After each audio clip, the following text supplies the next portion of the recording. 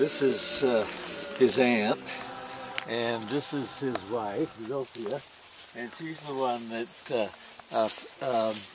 changed "I Will Overcome" to "We Shall Overcome," the music, and because she could sing it on picket lines and things like that.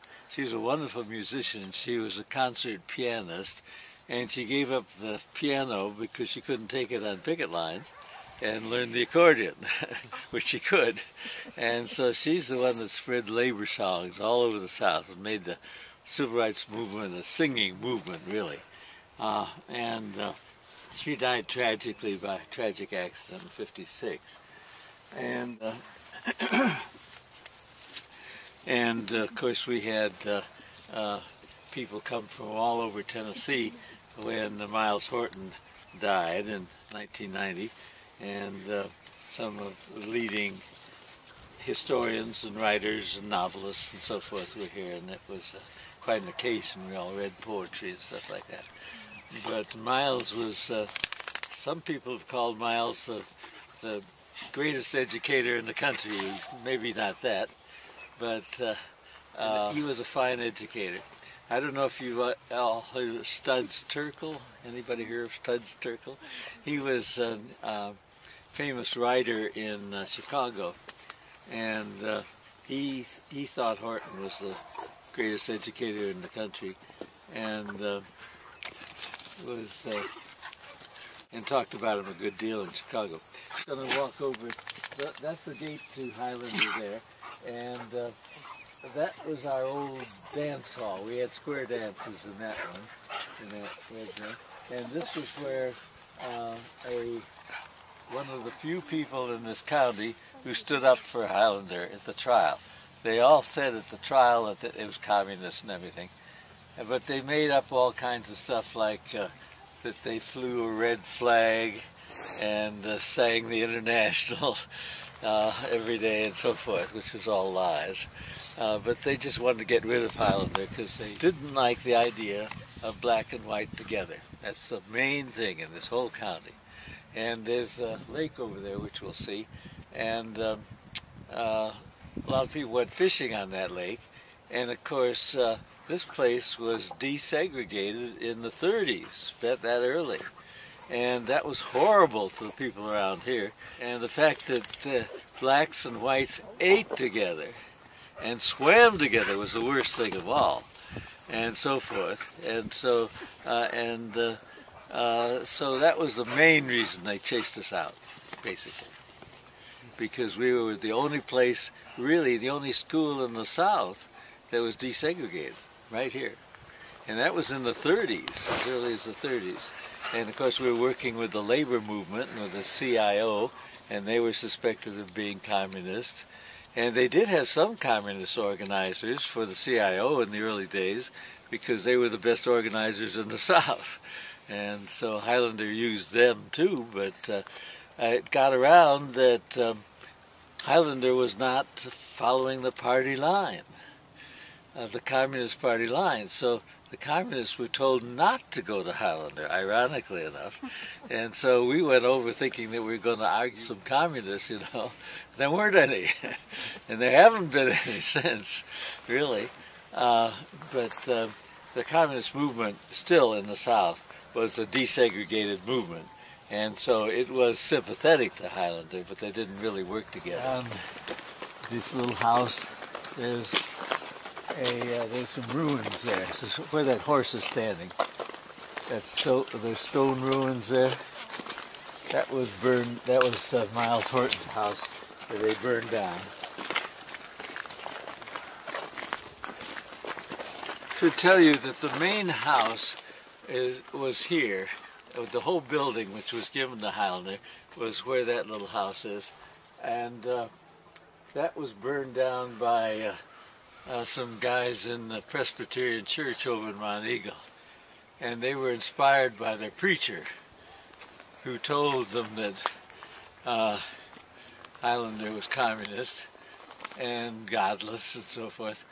And ironically, because it was founded by two seminarians from New York, and So they came over and burned down that house, and the house over there where you could see some stones left, where that horse is. Oh yeah. Yeah, and that was a beautiful house built by Miles himself, stone house. And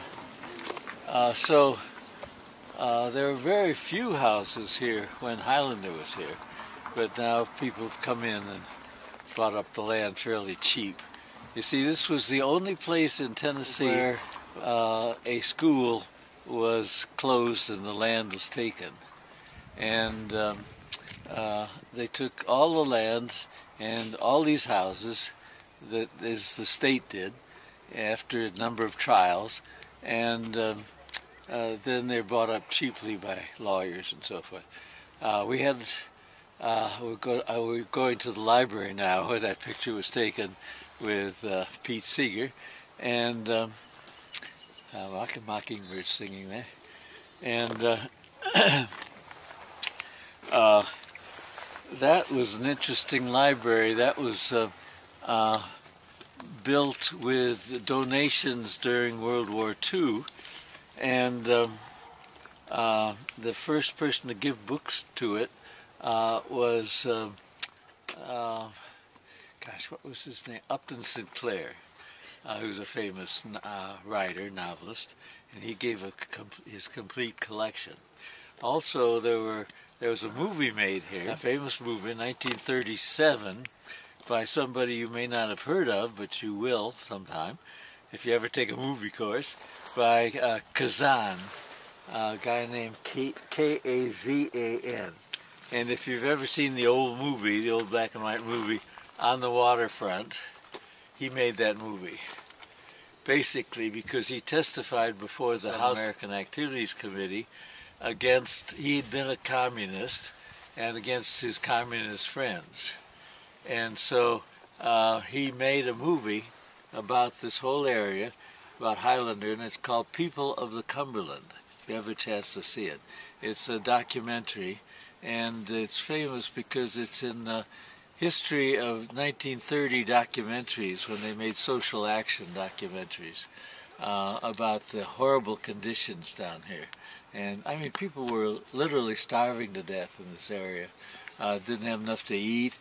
Highlander started a canning co-op and a quilting co-op, and they got 3,000 books, all of which were taken by the state and sold at auction. Everything here was taken by the state, sold at auction, and the people bought all this stuff up for very little. And something that most is not in the history books, but I found out later that some of my students came over and stole 300 books before the auction took place and picked out all the best books. And they showed up about 3 years later at the place up in Knoxville. And now they're in the library that they have outside of Knoxville. And they're interesting books because it's interesting to see what people were reading, you know, back in the 30s, all the books. And they had good choice. My students did pretty well. They picked out the books of Sinclair Lewis and Bertrand Russell and famous scientists and of course political writers, Trotsky and Lenin and those, and now they have them in a special bookcase up in the new library up at Knoxville. They say this is where the civil rights movement started, right there, right at that corner. I say Rosa Parks and Martin Luther King heard "We Shall Overcome" for the first time coming over here. I had never heard of Highlander, and I came from Chicago, and this was my first job, and he came over and gave a lecture, and I thought, wow, this is going on, you know, just a few miles from here.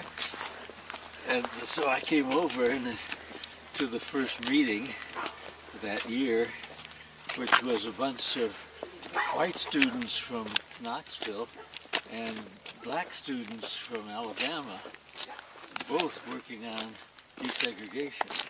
It's typical of Highlander to bring two student groups together like that and let them work it out.